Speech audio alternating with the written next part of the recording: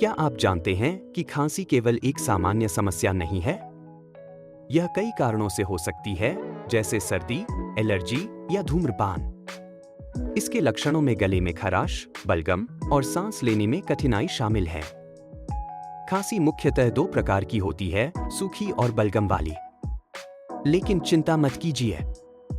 अदरक और शहद का मिश्रण, हल्दी वाला दूध और गुनगुने पानी से गरारे करने से आप राहत पा सकते हैं।